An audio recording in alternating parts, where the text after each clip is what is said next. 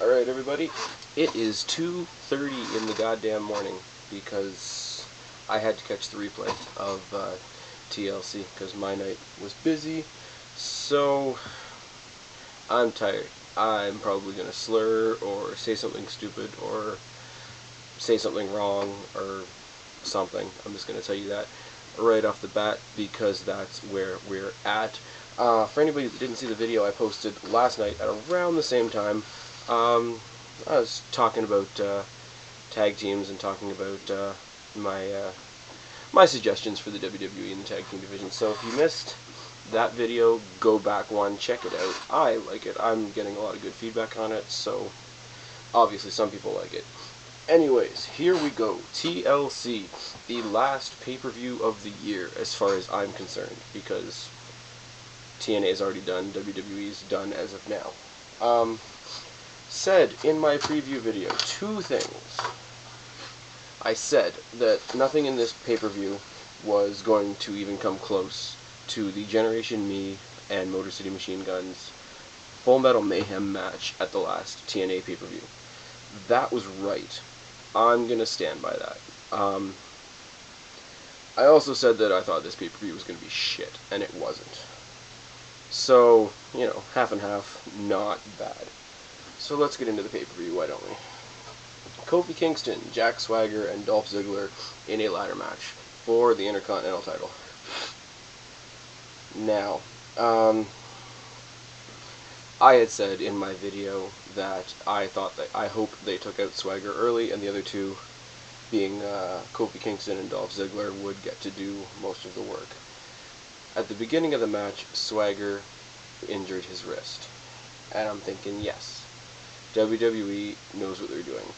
But no, Swagger came back. Kofi and Ziggler still carried most of the match. This is not surprising. They're the smaller, more agile, high-flying people in the match. Kofi Kingston, on his own, A, should be a lot higher in the WWE than he is right now, and B, was made for ladder matches, wasn't he? I mean, he goes through them like they're not even there. So yeah, the two of them put on a decent match until Vicky Guerrero came in. I'm sorry, I know Vicky Guerrero is there to boost or somehow develop the Dolph Ziggler character, but the minute, especially in a ladder match, the minute a woman or a manager or a girlfriend or anybody steps in the ring onto the ladder, the match has lost its credibility. Which is why I'm glad Kofi Kingston scared the shit out of her, got her off the ladder really quick, and got her out of the match. Better ring psychology. Swagger did sell the injured wrist for the rest of the match, including not being able to use the ankle lock. He tried, he failed. It made sense because his wrist was injured. I like that. It's a little thing, ring psychology, this and that, whatever. Towards the end of the match, we had a scene at the top of the ladder. Now, we've all seen before silly things happen at the top of the ladder. The biggest one I can think of right now is Chris Jericho getting somebody in the walls of Jericho across the top of the ladder, because it wasn't really anything.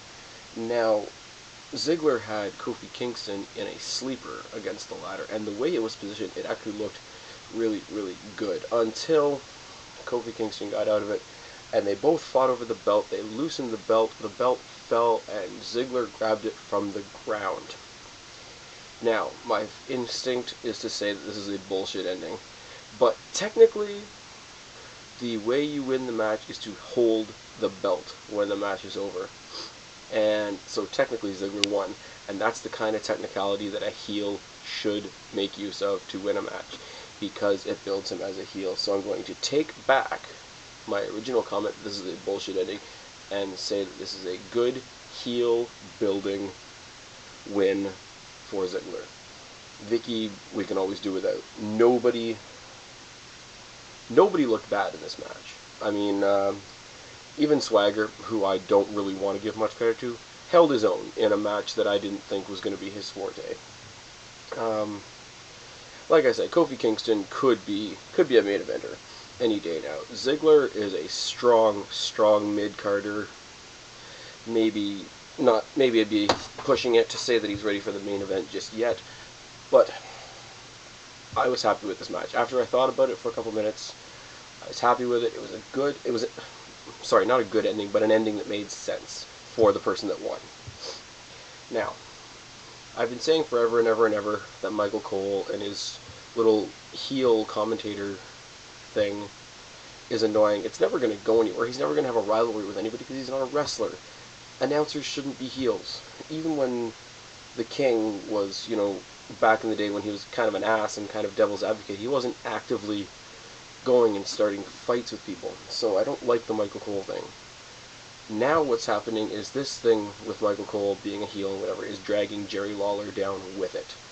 Because he's an announcer, he can't have a rivalry with a wrestler, so he's got a rivalry with his other commentator. Now even that I could kind of deal with, but the third body in the commentator booth for pay-per-views now is Matt Stryker, who I love as a commentator. I think he's great. I think he's very clever, very witty, adds a different dynamic to the commentator's booth. But he's the newest, youngest commentator there, and he seems like he's the head of the table right now. And that is good for him, bad for Lawler, and bad for Michael Cole, because if they ever want him to have any credibility ever again, it's out the window. Anyways, we get to now LayCool versus Beth Phoenix and Natalya Neidhart. In the first ever Divas Tag Team Table match. Couple points going into this match before we even start. One, I have to say that this is an answer to TNA having their hardcore women's match earlier in the month. It's a little tit for tat in that regard, in pushing the women's division and saying that they can, go into quote unquote guy matches or hardcore matches. Another one, you could tell they changed it from the traditional tag team tables match started by the Dudleys, because those matches back in the day with the Hardys and Edge and Christian and so forth, both members of a team had to be put through the table before they were eliminated. The announcers were very specific about saying only one member of a team has to go through the table for the match to end. Third, I've harped a lot on the tag team division in WWE. Now, if you watch this match tonight, it seems that in their women's division, they know more about tag team wrestling than they do in their men's division. LayCool has been a team for a long time. They act like a team. They complement each other. They come out dressed like each other, which is a small thing, but it's all the small things that make wrestling great. So there's a tag team in a division that doesn't even have tag teams, really. And now they've done the same thing with Beth Phoenix and Natalya. Natalya obviously coming out in the old school Hart Foundation, Hart Dynasty, pink and black and whatnot, and Beth Phoenix sort of comes out in her Phoenix attire. But tonight, her Phoenix attire was the pink and black. They came out together. They complemented each other. They got each other excited in the match. There was better tag team ring psychology in this match than I have seen from the men's division in WWE in a long ass time. I don't know. It was impressive, unexpected, whatever you want to call it, but I loved it. I know a lot of people are like, it's the women's match of the night, I'm just going to ignore it, or that's going to be my pee break, or whatever. If that's what you did this time, then you missed a good tag team match. Back and forth. You got two powerhouses in Beth Phoenix and Natalya Neidhart versus two less than powerhouses in LayCool, if I'm nice. Beth Phoenix took a nasty bump outside on her neck at one point in the match. Shortly after, Michelle McCool was going to try the Faith Breaker, which is basically the Styles Clash, on Natalya Neidhart from the second rope, but she took forever and a day getting it set up, so you knew it was going to be broken up by Beth Phoenix. Shortly after that, you have Natalya Neidhart, and this is an interesting one right here. It's usually silly when you see somebody apply a submission move to more than one wrestler at once. Jack Swagger, key example, when he tries to put two people in the ankle lock at once. Natalya Neidhart, for what it is, put the sharpshooter on both members of LayCool at the same time, and it didn't look silly. It looked a bit unreal, but it didn't look as silly as you would think if you hear me talking about it and you didn't actually see it. And it was great. It made sense in the match because it gave Beth Phoenix an opportunity to go and set up the table. Now, being that it is a women's match, there was a little bit of tackiness to it in the sense that Beth Phoenix and Natalya Neidhart came down with a pink painted table that had witch caricatures of Le Cool on it, which was a bit tacky, but again, you can chalk that up to, Hart Dynasty colors. The table was pink, they're making fun of Le Cool, whatever. Now, Beth Phoenix takes another bump, she goes outside. Natalya Neidhart is about to be double suplexed onto said table by Le Cool. She blocks it and suplexes both of Le Cool onto the table. Now, here is what I want to know. Both of them hit the table at the same time. The table didn't break, and everybody sort of stopped for a second. Natalya was on the turnbuckle and she stopped, the referee stopped, and the girl lying on the table that didn't break kind of stopped.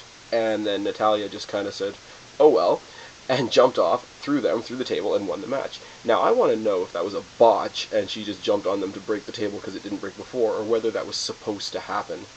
Either way, it was awesome. This was the most impressive women's division match in WWE that I've seen in a long time. And, sadly enough, with the state of the tag team division in WWE, this is the most impressive tag team match that I've seen this year. Alright, there's page 1. Done. In case you're wondering, I have 4 pages. That never goes in. Alright. Tag match. Unannounced. Vladimir Kozlov and Santino Marella versus the Nexus, because the Nexus, I guess, gets their tag team title rematch or whatever. The match was unannounced. The match was a regular match. There was no T, L, or C in this match. Gay. Very, very gay. Not consistent. Not WWE. Please be consistent. Please. Anyways. It was unannounced. Started off with a really bad Santino Marella promo, as usual. Nexus sends out Heath Ledger and Justin Gabriel. At least if Nexus was getting a rematch, I was hoping they would send out McGillicuddy and Husky Harris. Those guys I would cheer for. Those guys I would want to win. Here's the annoying thing about this. I don't give a crap about Vladimir Kozlov or Heath Slater, but I like Justin Gabriel and Santino Marella for all the nerdy, dorky, annoying-ass shit that he does is good in the ring. So every point in this match where you had Gabriel and Santino going at it one-on-one was good. Was so good because it was unexpected. Now the rest, it all fell apart. Obviously, Nexus was all out there. There was interference, da-da-da-da. So the match was thrown out. Barrett came down with a chair, wailed on both of them for a while, and it was basically a big message to Cena.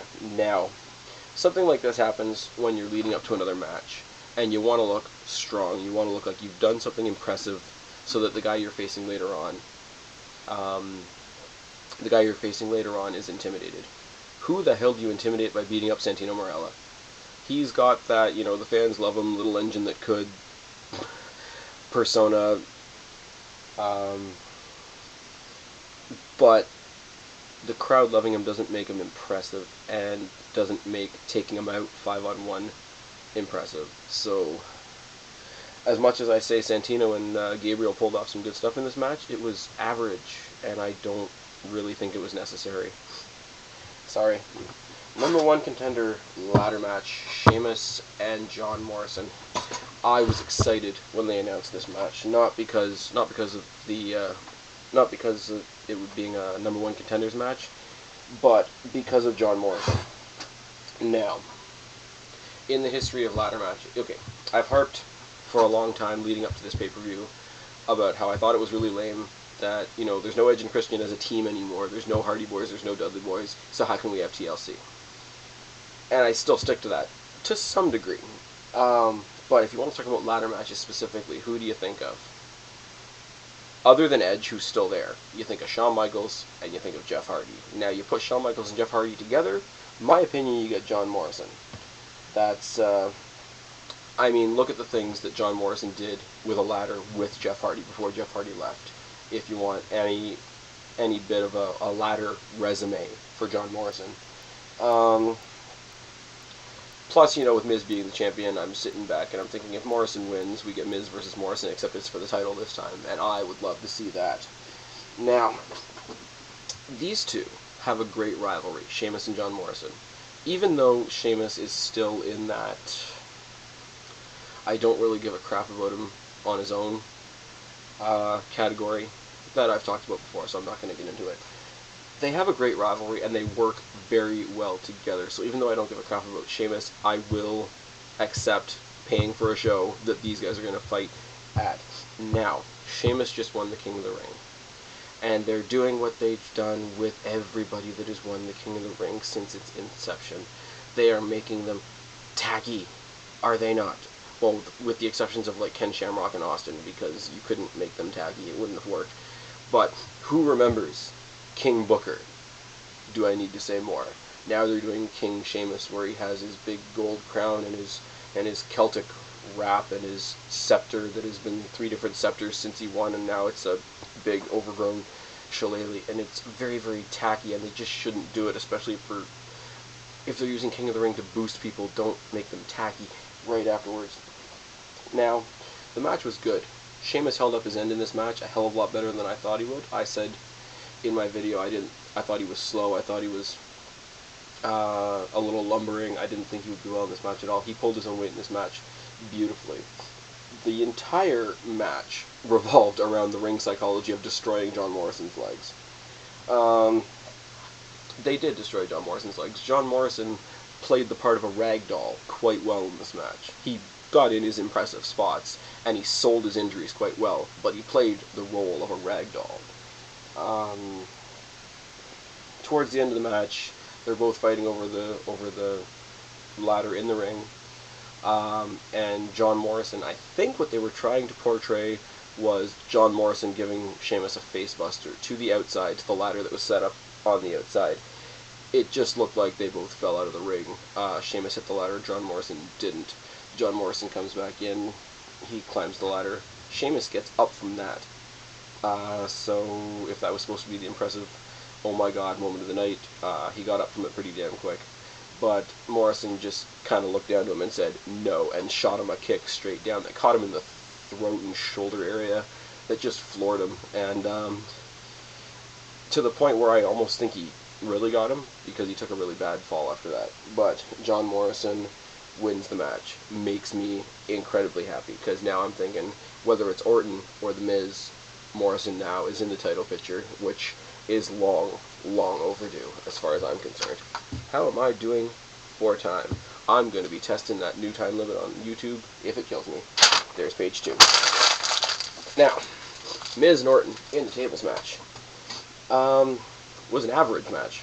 Wasn't very much special about this match. It was an average match, more so just Michael Cole and King bickering about The Miz and how awesome The Miz is, and Alex Riley being a pest around ringside. But at one point in the match, Randy Orton put Alex Riley through a table for all his interfering and whatnot. But the distraction led to Miz giving him the skull-crushing finale, which I think is an awesome move. Side note, I like the skull-crushing finale, it's cool. But, excuse me, the referee was down at that point, so we've already got a broken table because of Alex Riley. We drag Orton over the table. The ref looks up, thinks that Orton went through the table and won. Now, everybody booed this, but I liked it because it reminded me of Eddie Guerrero and the I lie, I cheat, I steal victories that Eddie Guerrero used to get. They used to pull that kind of crap all the time, so it made me smile. It really did. It shouldn't, but it's the way The Miz is, and any comparison that I can draw to Eddie Guerrero has got to be a shot in the arm for something. Now, the referee watched the replay of the ending of the match and restarted the match, so Orton went to get back in the ring. Miz threw Alex Riley into Orton. Orton fell through a table. Very anticlimactic way for Miz to actually win the match. But The Miz won, so I do, in fact, get Miz versus Morrison at some point. Yay! Makes me a happy kid. Now, Fatal 4-Way TLC match. Page 3. Fatal 4-Way TLC match. Rey Mysterio came out dressed like somebody from Kiss. Any explanation on that at all? Somebody, anybody. It looked cool, but that's about it. Now, there was 2 matches happening at once in this. There was definitely Kane and Rey Mysterio over here doing stuff, and there was Alberto Del Rio and Rey Mysterio, or, what did I just say? Kane and Edge over here, Rey Mysterio and Alberto Del Rio over here. Having 2 basically separate matches in their own space. Now, Edge and Kane got leveled on the outside pretty quickly. For a while, you had Mysterio and Alberto Del Rio in the ring doing their thing. They got taken out by Kane. Then the Kane and Edge match took over for a while, and that took focus. Then you get a progression that happened quite fast, but it was actually quite entertaining. You had all 3 of the smaller guys take out Kane.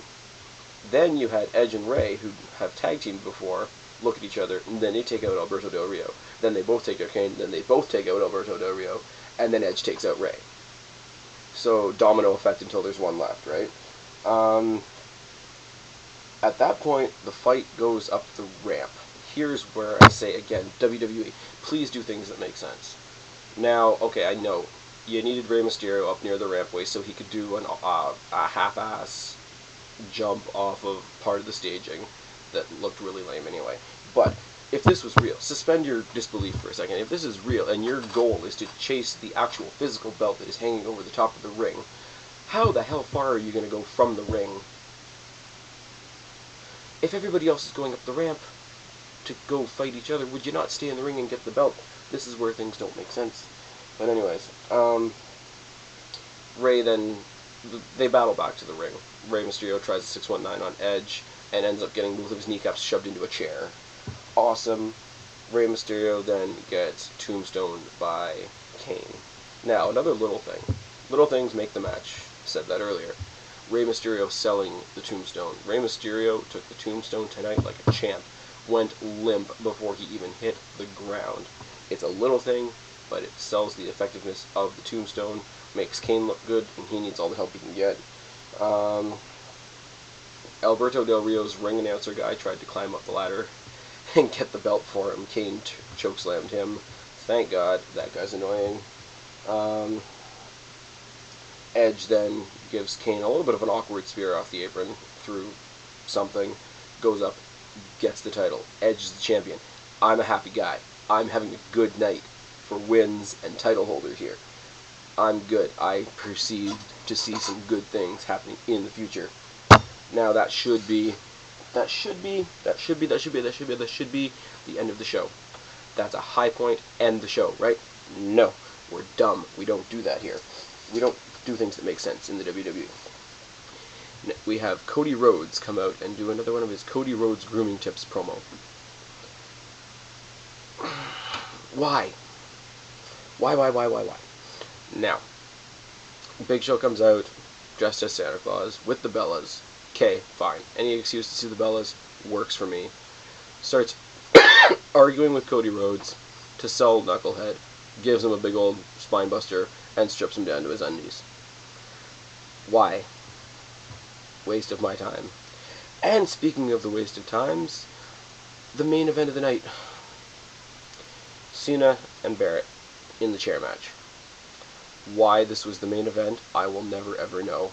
I've never said this more seriously in my life. Anybody else involved in this show should be personally insulted by the fact that this was the main event. This was a boring piece of shit match. It was slow, nobody cared. Cena, Barrett, the whole storyline has been garbage from day one, and WWE's trying to play it off like it's the biggest thing that's happened ever. Chair match was boring. They pushed each other around. You know, Cena tried to get everybody away from the chairs at first so that they could have a straight up one-on-one match because he's a good guy like that. And then they do get the chairs, and then it's just all the cliche stuff, isn't it? It's, you know, both guys have a chair and they sword fight with the chairs, or one guy has a chair and they tug a war over the chair, or one guy swings for the chair and hits the post and hurts his own hands. And it was just boring as sin, this match was, until he sets up 6 chairs in the ring and gives Wade Barrett an attitude adjustment across the 6 chairs. Overkill. did not sell this at all. Then what does he do? He takes Wade Barrett up the rampway after winning the match, puts him under some kind of table, some kind of pallet thing, so that he absolutely cannot get hurt, and pulls 25 chairs from the ring setup, from the stage setup. Anybody who's ever seen TLC knows that if you see the entryway, there's like tables and ladders and chairs hanging from the roof or from the Titantron or whatever you want to call it. Pulls a string, and magically 25 of them come down on Wade Barrett, who doesn't get hurt, obviously, because he's under the stupid pallet. Why? WWE pulled a good pay-per-view out of their ass tonight, and they end it like that. Why? Why? I should cry over this, but I'm not going to, because the rest of the show was good. A whole lot better than I thought it was going to be. So, I'll leave you with that.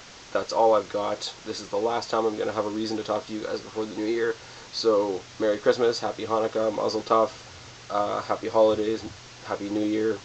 I will see you, I think the first weekend in January is the next pay-per-view. So I will see you guys then. Hopefully you all have a good holiday and are still around to see me in the new year. I've been Spaz. Subscribe up there, talk down there, tell your friends, and I will see you later.